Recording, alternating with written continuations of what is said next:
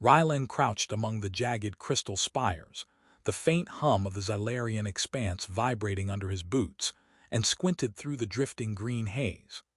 The battlefield was a ruin of broken drones and twisted metal, the remnants of a skirmish so recent that the air still tasted of ozone and burned circuitry. He had been scavenging supplies from a shattered supply pod when a glint of movement caught his eye, a twitch, almost imperceptible, like a marionette jerking at the end of invisible strings.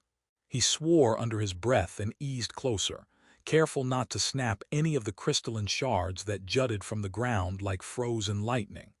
The body he found was humanoid, but not human. Limbs were mangled, arms missing entirely, and his chest bore the jagged crater of an explosion. Long, delicate ears splayed sideways, quivering as though trying to catch sound beyond the haze. The alien groaned, low and bitter, and Rylan felt the familiar twinge of exasperation that came with a life-or-death choice he hadn't asked for. He muttered, "Figures. Universe's finest warrior, and he can't even keep his own arms attached. And of course I'm stuck being the paramedic. Fantastic." Calith's eyes flickered open, violet irises narrowing. Do not touch me, human," he rasped. His voice was melodic, almost musical, but thick with pain, and the edge of pride wounded deeper than his missing limbs. "Touching is kinda the only way you survive right now," Rylan replied dryly, kicking aside the remnants of a drone wing to get closer. "And spoiler alert, if you die, I'll get the award for most inept sidekick ever. Congratulations, by the way." The alien hissed, attempting a movement that would have been graceful under normal circumstances, but ended in a graceless tumble against a crystalline shard. Rylan suppressed a chuckle. "You know," he said, "if dignity is your main concern, you're not really winning any awards here." Calith's lips twitched in what might have been a snarl or a smirk. It was impossible to tell. "Human, your insolence will be the death of you," he groaned, voice rasping with each breath. "Or perhaps mine." Rylan ignored him, shifting into rapid assessment mode. The battlefield around them was unstable, with energy tendrils sparking from broken drones and the occasional seismic tremor sending crystals clattering to the ground. He pulled a half-broken medkit from his pack, frowning at the blinking red light on the console. "Well," he said, fiddling with the wires, "if I can't fix you perfectly, maybe I can MacGyver you into one piece long enough to walk. Or, limp dramatically into the sunset." Calith's ears twitched, sharp enough to pick up the sarcasm. "I do not need your pity," he said, though the hand he tried to lift betrayed a tremor of gratitude. "Good news," Rylan said, attaching the first of several wires to the alien's torso. "I don't do pity. I do survival with a sprinkle of sarcasm and occasional threats of death. Lucky for you, you get both." As he worked, the alien hissed and muttered insults in a language Rylan only partly understood, which mostly sounded like musical curses. Occasionally, Calith would throw in a jab at human hygiene or the apparently barbaric method of connecting life support wires by hand. Rylan grinned. Yeah, aliens invented everything except patience, I get it. Now keep still before I wire your ears to your knees or something." Hours, or what might have been hours, time in toxic wastelands was unreliable. Passed as Rylan improvised a stabilizer out of drone parts and field med tech. Sparks flew, panels clicked and hissed, and Calith continued to mutter indignantly. At one point Rylan leaned back and said, "Honestly, if you survive this, you owe me a cocktail or an intergalactic toast or something. Preferably with both hands intact, but hey, minor details." Calith's response was a low, reluctant chuckle that turned into a cough. "You are absurd," he said, voice cracking. "Yet you keep me alive." "Yeah, well, absurdity is the hallmark of human heroics," Rylan said, tightening the final brace around Calith's torso. "Also, apparently it works." He stepped back and surveyed their situation. The expanse was still alive with danger. Drones hovered at the edges of the haze, and distant tremors hinted at unstable terrain ahead. "You up for a little walk? or do you prefer dramatic fainting every 5 meters? Caliph looked at him with something like wariness, something like amusement, and for a long moment the only sounds were the faint hum of crystal vibrations and their shared, ragged breathing. Lead, Caliph said finally, and I shall attempt survival. Rylan grinned despite the exhaustion burning his limbs. That's the spirit. Try not to die before I teach you sarcasm 101. They began moving, Rylan supporting Caliph where necessary, weaving through the jagged spires and avoiding the occasional flare of toxic mist that made Caliph hiss like a boiling kettle. The alien's ears twitched constantly, picking up distant threats, the vibrations of the terrain, even the tiny, ridiculous complaints Rylan muttered under his breath about carrying a 50-kilogram alien across a minefield of glowing shards. Seriously, Rylan said at one point, staggering under the alien's weight. I didn't sign up to be a pack mule for a long-eared diva. Caliph's ears twitched sideways. I would call you a human fool, but I am incapacitated. He coughed. Carry on then, fool. Rylan laughed, a short, sharp burst that echoed off the crystal walls. Noted, insult accepted with a side of survival, you're welcome. Hours or days, the expanse had a way of warping perception, passed in a rhythm of peril and dark humor. They navigated collapsing crystal bridges, outran drones that moved with eerie precision, and scavenged supplies from wrecked patrols. Ryland's quips became a steady refrain, a shield against despair. I swear, he said as Caliph nearly tripped over a shard, if we survive this, I'm sending a postcard to your entire army. Your champion is alive and slightly sarcastic. Caliph's laugh was faint, melodic, and brief, but it was there, and for the first time since the battle, something like relief flickered across his battered features. Perhaps you are not entirely insufferable, he said, voice thin but honest. Don't get used to it, Ryland said, though his grin betrayed his own growing fondness for the alien. Next time I rescue a long-eared warrior, I'm bringing coffee, or maybe a hoverboard. Depends on what's easier. The expanse stretched endlessly before them, jagged, humming, dangerous. Yet in the midst of chaos and the lingering stench of ozone, the human soldier and the wounded alien warrior moved forward together, bound by necessity, stubbornness, and a budding alliance forged in sparks, sarcasm, and the kind of laughter that only surfaces when survival is just barely within reach. Even in a wasteland designed to kill them, somehow they found a rhythm. One step, one joke, one improbable survival at a time. And somewhere deep beneath the rubble and the toxic haze, the beginnings of trust were taking root. The expanse stretched endlessly, a shifting labyrinth of crystalline spikes and glowing fissures, and Rylan realized that hauling Caliph across it was going to be less like a walk and more like an intergalactic obstacle course, designed by sadistic engineers with a taste for irony. All right, he muttered, adjusting the straps of the improvised harness. Phase 2 of Operation Keep a Long-Eared Diva Alive is officially in session. Step 1. Survive gravity that clearly has personal vendettas. Caliph's ears twitched at the mention of gravity, long and expressive, almost like antennas catching distant mischief. Human, he rasped, I do not see why my survival is comical to you. You'd see it too, Ryland said, stepping onto a floating crystal platform that shivered beneath his weight. If you were me, juggling a mangled alien, half-dead drones, and the constant threat of falling into a glowing acid pool, you'd laugh too. Caliph's attempt at dignified walking ended in a graceless tumble, scattering shards around him. You jest at my predicament, he said, voice strained, yet undercut by an involuntary cough. Ryland bent down and grabbed Caliph by the harness, hauling him upright. Yeah, and you're making it easy. Who taught you to fall like that? Your army. He shook his head, smirking. Honestly, a foot in the wrong place and boom, you're part of the landscape. Caliph growled softly, a sound more theatrical than threatening.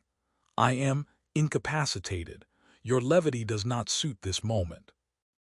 Levity is my survival skill, Ryland said, hopping onto another shifting platform. Besides, if I don't laugh, I start crying and nobody wants to see that. Trust me. The floating archipelago of magnetic rocks trembled as they moved, gravity fluxing unexpectedly. Each step a precarious balance between aerial grace and catastrophic splatter. Caliph, despite missing arms, adapted quickly with his legs and feet, kicking off surfaces to maintain some semblance of mobility. "I must admit," he said, sounding faintly impressed, "your species' recklessness has utility." Rylan grinned. "Recklessness is an art form. Also, it keeps me alive, which is convenient for both of us." They leapt across a fissure when a patrol drone appeared, hovering silently with red scanning eyes. Rylan fired a pulse from his blaster, barely missing the crystalline wall behind them. "Side note," he said as the drone sputtered and fell, "I never realized aliens scream like wind chimes when scared." Calith's ears twitched violently, and he hissed something that Rylan interpreted as, "You are irreverent to the point of insanity." "Thank you," Rylan said with mock solemnity. "I take that as a compliment." They continued, pausing to scavenge the wreckage of a crashed supply shuttle. Calith attempted to pick up a med pack with his toes. "Do you always improvise so crudely?" he asked, his tone dripping disdain. "Only when the universe gives me half a battlefield and a seriously overcomplicated alien patient," Rylan said, dumping the pack into his own satchel. "Besides, your toes are surprisingly dexterous. Do they get extra training in your warrior school?" Calith's twitching ears betrayed both irritation and amusement. "Human humor is perplexing," he said, "and exhausting." Hours blurred. They navigated a canyon where magnetic anomalies caused metal fragments to float and orbit in chaotic loops. Rylan ducked under a spinning shard, muttering, "Whoever designed this battlefield clearly hated everyone equally." Calith leapt behind him, using his feet to catch a moving shard and hurl it at an incoming drone with a precision that left Rylan blinking. "Impressive," Rylan said. "Maybe you should have joined a circus instead of a war." Calith hissed, "I assure you, my people do not perform for entertainment." "Yeah, well," Rylan said, scanning the horizon, "we're improvising entertainment right now, and you're the star. Consider it honor in a new format." During a brief rest in the shadow of a floating rock spire, Calith finally allowed himself a moment of vulnerability. "I have been abandoned," he admitted quietly, "by those I called kin. I believed honor was in battle in victory. Yet I was left to die for failing." His voice faltered.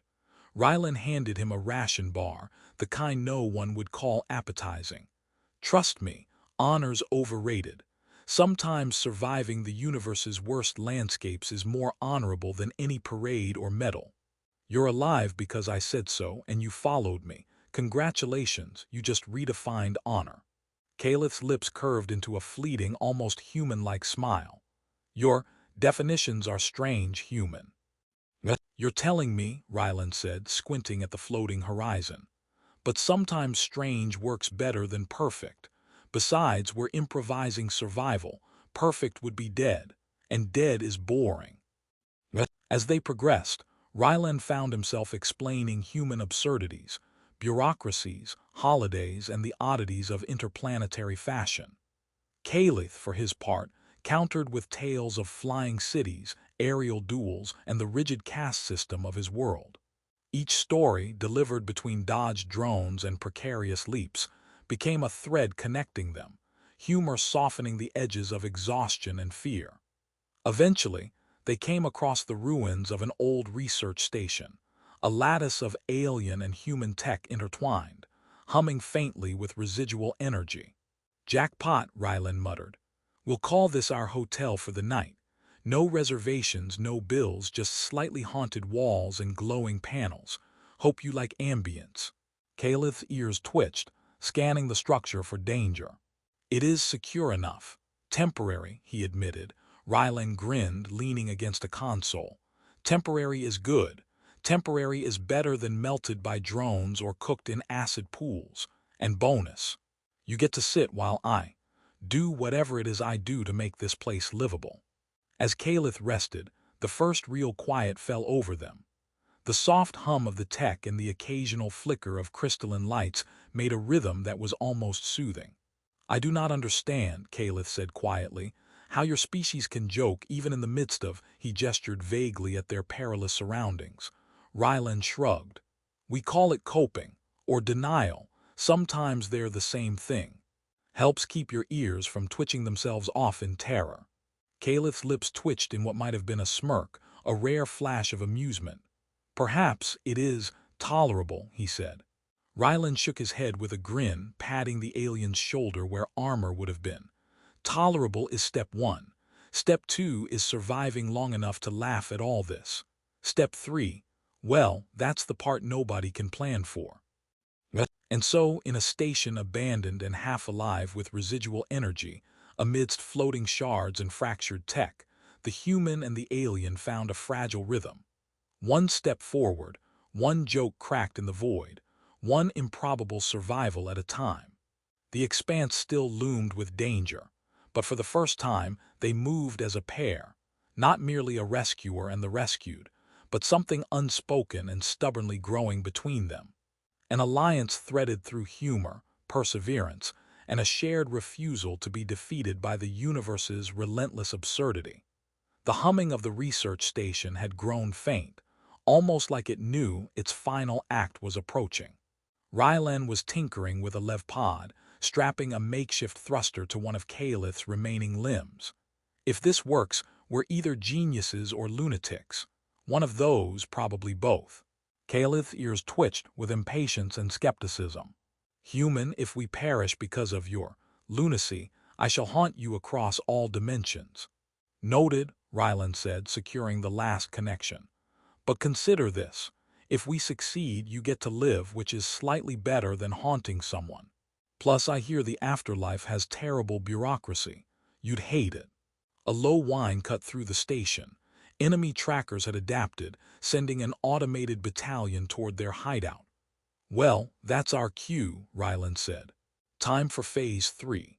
Run like maniacs who really know how to MacGyver their way out of death. Caliph steadied himself, balancing awkwardly on his legs while gripping the thruster pod with his feet. You make this sound amusing. Amusing? That's my middle name.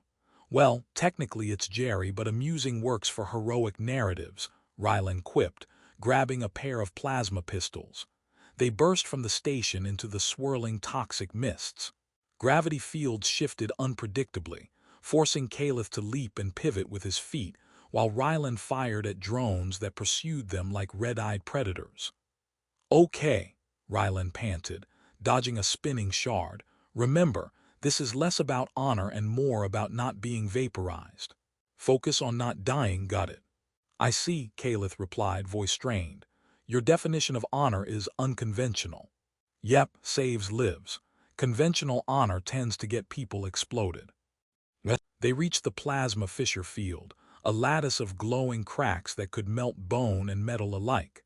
Caliph paused, ears flicking anxiously. You intend for us to cross that?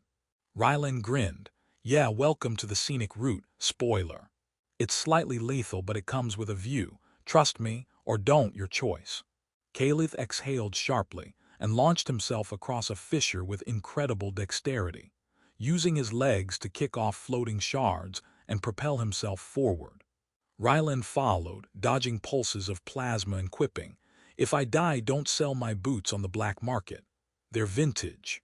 Halfway across, a drone struck one of Caliph's thrusters, sending him spinning.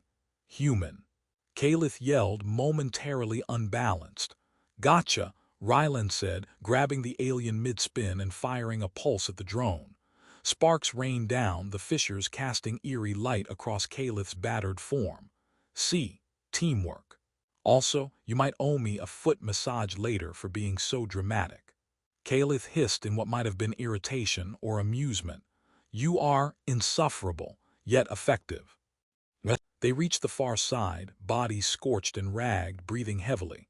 Ryland dropped to one knee, glancing at Caliph. Well, congratulations. Somehow, improbably, we survived the universe's most convoluted death trap. Calith's ears twitched, scanning for lingering threats, then slowly lowered. I have learned something, human, he said quietly. Honor is not solely in battle or victory.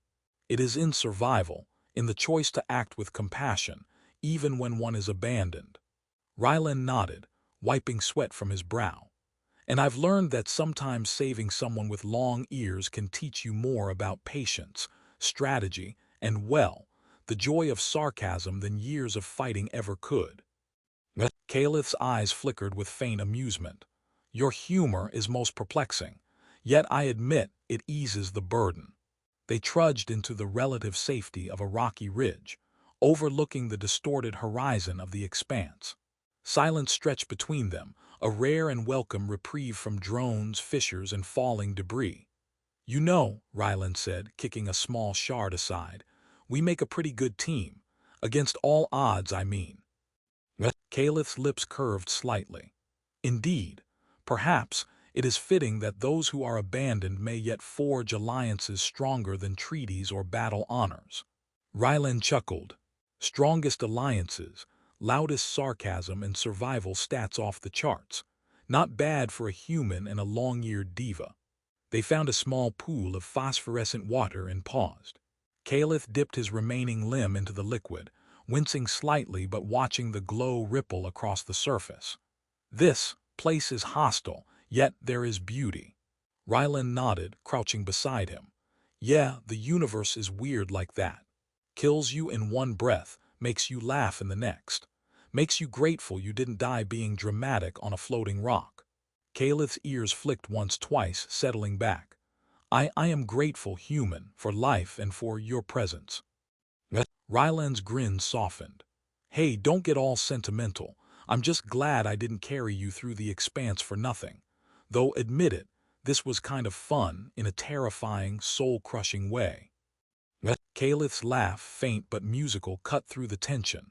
Fun is not a word I would usually employ, yet yes, perhaps. The wind from the crystalline ridges shifted, carrying a faint hum of residual energy from the wrecked battlefield below. Ryland stretched his arms, feeling the ache from carrying Calith and dodging plasma blasts. Well, if this is the end of our little horror show, I think we did pretty well. You learned new definitions of honor, I learned patience, and we both survived. That's a win in my book. Calith looked at him, violet eyes reflecting the distant glow. A most unusual victory, human. I would have doubted it, had I not experienced it firsthand. Unusual is our specialty, Ryland said, dusting himself off. Now comes the fun part, walking off into an uncertain future without immediately dying. You in? Calith straightened, a faint spark of determination igniting in his gaze. I am in, for survival and for the companionship of your absurdity. Ryland laughed. Glad to hear it. Let's make a habit of surviving, shall we? One improbable, sarcastic day at a time. Together they stepped forward, the jagged, humming expanse stretching before them like a canvas of endless possibility. Behind them lay the remnants of the battlefield, danger, and despair. Ahead, uncertain horizons waited, but so did laughter, trust, and the promise of life. Hard-won, improbable, and entirely their own. And as they moved, side by side, Rylan realized that the universe was not just a place of battles and explosions. It was a place where alliances could form between the most unlikely beings, where honor could be redefined, and where even the